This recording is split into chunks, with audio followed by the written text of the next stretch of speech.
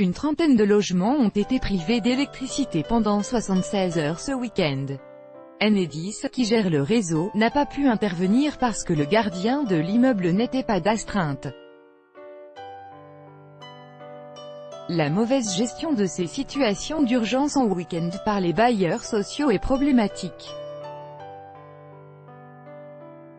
Pas d'électricité de vendredi 19 h jusqu'à lundi, 17 h.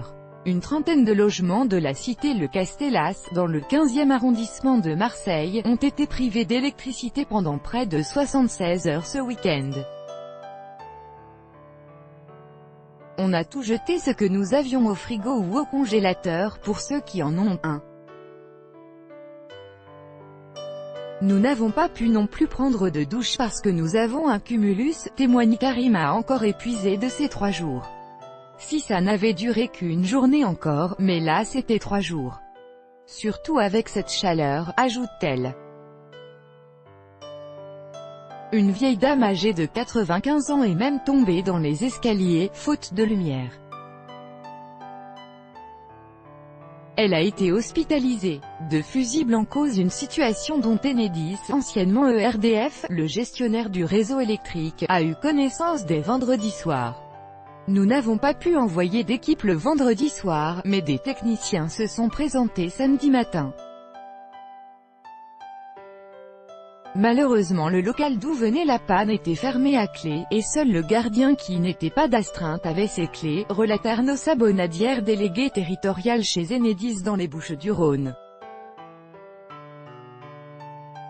Ce n'est que lundi, une fois Enedis prévenu de la présence du gardien, que les équipes ont pu réparer la panne.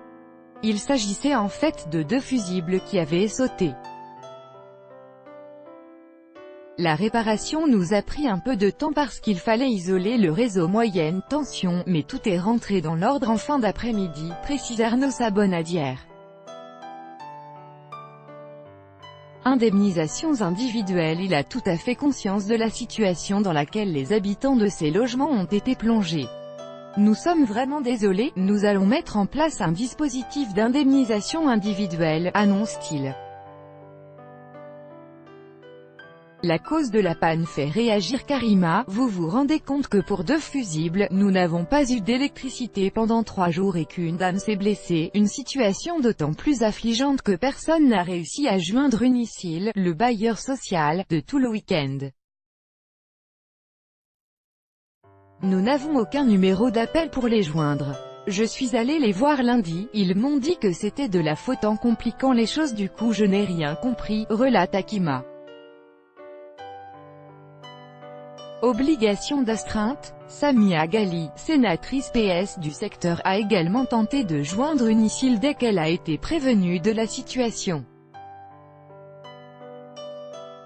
C'est impossible de les joindre, c'est la raison pour laquelle j'ai écrit à la sous-préfète à l'égalité des chances et à Julien de Normandie, secrétaire d'État à la cohésion des territoires, pour obliger les bailleurs à une astreinte.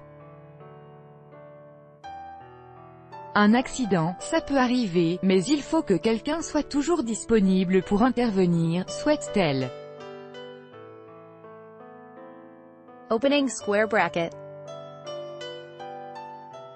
https://cht.co/xac0dnfi, Samia Ghali, Samia Ghali, Jaune 18, 2018. La sénatrice est d'autant plus remontée contre Unicil, qu'il n'était déjà pas intervenu lors d'une coupure d'eau de 48 heures à la Solidarité, 15e arrondissement, laissant les habitants sans eau.